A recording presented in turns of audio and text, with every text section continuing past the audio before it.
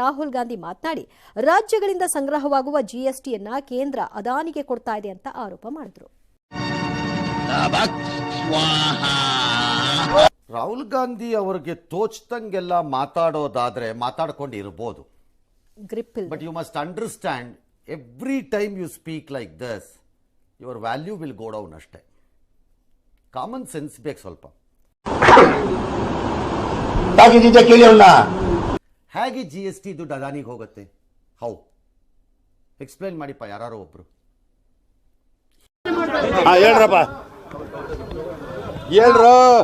ಹೇಗೆ ಹೋಗಕ್ಕಾಗತ್ತೆ? ಅದಾನಿ ಬಿಸಿನೆಸ್ ಮಾಡಿದ್ರೆ ಆ ಬಿಸಿನೆಸ್ಗೆ ಬೇಕಾಗಿದ್ದ ದುಡ್ಡನ್ನ ಅವ್ರು ಯಾರೋ ಕೊಟ್ಕೋತಾರ ಅದಕ್ಕೆ, ಹೌದಲ್ಲ? ಹಾಗಾದ್ರೆ ರಾಜ್ಯದಿಂದ ಸಂಗ್ರಹವಾಗ GST ಕೇಂದ್ರ ಅದಾನಿಗೆ ಕೊಡ್ತಿದೆ ಅನ್ನೋದಿದ್ರೆ ನಿಮ್ಮ ಒಬ್ಬ ಮುಖ್ಯಮಂತ್ರಿ ತೆಲಂಗಾಣನಲ್ಲಿ ಅವ್ರ ಜೊತೆ ಅಗ್ರಿಮೆಂಟ್ಗಳಿಗೆ ಸೈನ್ ಆಗ್ತಾರಲ್ಲ, ಅವ್ರನ್ನೇನಂತ ಕರೆಯೋಣ? ಮರಿ ಅದಾನಿ ಅಂತ ಕರೆಯೋಣವಾ ಅಥವಾ ರೇವಂತ್ ಅದಾನಿ ಅಂತ ಕರೆಯೋಣವ ಅವರನ್ನ? ಏನಿದು ಎಲ್ಲ ಕಾಮನ್ ಸೆನ್ಸ್ ಇಲ್ಲದೆ ಟಾಕ್ ಮಾಡ್ತಾರೆ ಇವ್ರುಗಳು. ನಾನು ಕಣ್ಣೆದ್ರಿಗೆ ಶೂಟ್ ಮಾಡಿ ಸಾಯಿಸ್ಬಿಡ್ತೀನಿ. ಇರಿಟೇಷನ್ ಕಣ್ರಿ, ಕಳ್ಸಿ ಆಚೆ. ಬೇಸ್ಲೆಸ್. ಹೆಂಗ್ ಕೊಡಕ್ಕಾಗತ್ತಪ್ಪ ಯಾರು ಒಬ್ರು? ಹೌ ಈಗ ಪ್ರೂವ್ ಮಾಡಿ ಅಂತ ಯಾರಾದ್ರೂ ಕೇಳಬೇಕಲ್ಲ, ಕೇಸ್ ಹಾಕಬೇಕು ಯಾರು ಒಬ್ರು ಅವ್ರ ಕಂಪನಿನವ್ರುಗಳು.